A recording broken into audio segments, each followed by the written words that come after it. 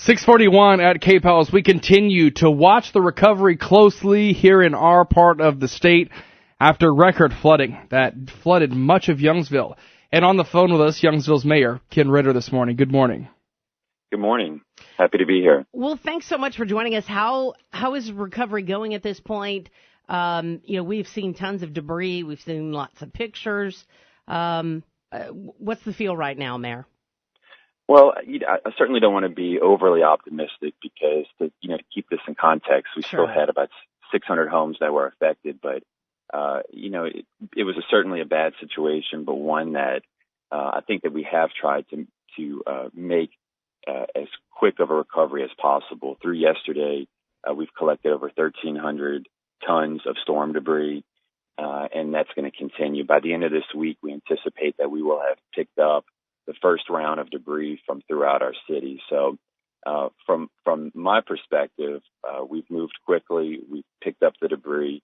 We're doing what we can to continue to communicate information to our residents to enable them to make the right decisions, whether it's to move back into their homes or to get the information that they need. Yeah. Now, I'm kind of curious as to, have you heard from a lot of different groups in terms of help, like on the state level or it seems like such a confusing time, not only for the residents who have lost their homes, but also for communities who, you've got this debris pickup. I mean, obviously somebody has to pay for that. It'll be taxpayers, but does FEMA come in? I mean, what's going on behind the scenes there, Mayor? Well, I can tell you that overall, I've been very impressed by the coordinated effort from the local level and then also from the state level. And then now we're engaging the federal resources. Because with FEMA, there's a public assistance program where if we pick up the trash and if we pick up the storm debris rapidly, we can get reimbursed for that debris collection.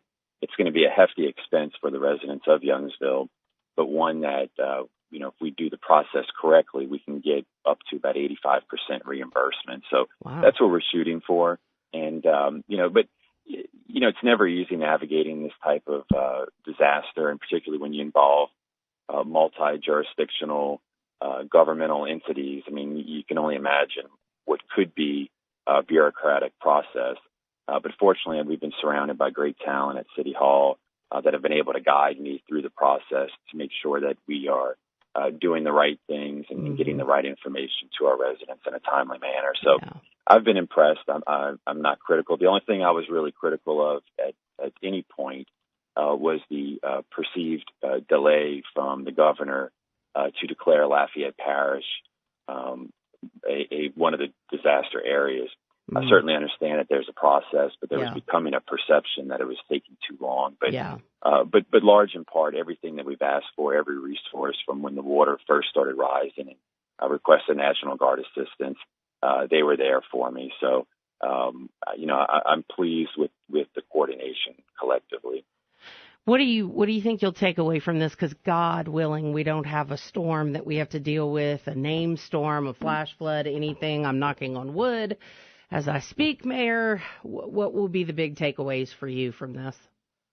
Well, I think the big takeaway is that we've got to continue to do a better job of planning and looking ahead and making certain that we know the direction in which we're growing.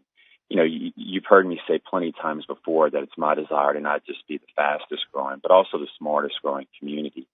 It hasn't even been a year since we've adopted our city's 10-year infrastructure master plan. And really, at this point, we've developed a plan. We just have to simply work the plan, if nothing else. Inside our 10-year master plan, we do have over $7 million of drainage improvements to where if we can find the funding that would be necessary, we can tackle some of these projects that we believe would make a difference in the drainage situation within the city of Youngsville. The other thing is, it's always an uncomfortable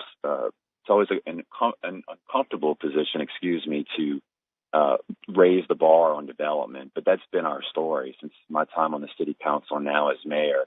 We've continued to challenge our developers to build to make certain that there is no adverse impact to areas that are existing. One way that we can continue doing that, when we adopted our master plan, one of the recommendations in that has been adopted by our council is to develop residential development using a 25-year stormwater retention plan. Mm-hmm. Currently, our residential neighborhoods only use a 5-year plan. So I think that by making some adjustments like that, we can make certain that we still have our best foot forward, that we're still open for development, but that we can anticipate, storm events as they may take place in the future. I say that, but of course I'm also very cognizant, and I want to keep in context that this was a very historic rain event, and one that no amount of engineering can really plan for. But what we can plan for a little bit better is the more common storm events that we see all too often throughout Acadiana. Mm-hmm. Yeah, and like you said, an afternoon rain can turn into something quite quickly. That's certainly true. Well, it certainly can. And, one takeaway for me as well is if I've been criticized, I guess you could say, for overspending at times on engineering fees. But what I would suggest to those people that have chosen to be critical of me there is, tell that to the folks in Highland Ridge neighborhood that have experienced complete devastation. I don't think that they would be of the opinion that we've overspent on engineering fees if the desire is to make certain that we're building smart and that we're building responsibly. Yeah, you're absolutely right. Our Youngsville, we just feel close. I think Lafayette feels close to Youngsville. I think we feel close to Broussard. It's just, and we hurt so much for all the folks that have to deal with everything. Mayor Ken Ritter has been joining us. I want to thank you for your time this morning. No, absolutely. My pleasure. And we really appreciate the continued coverage of our continued growth and our recovery effort. Absolutely. And we are there to keep track with it, sir. You have a great day. Thank you. You too. Okay. Thank you.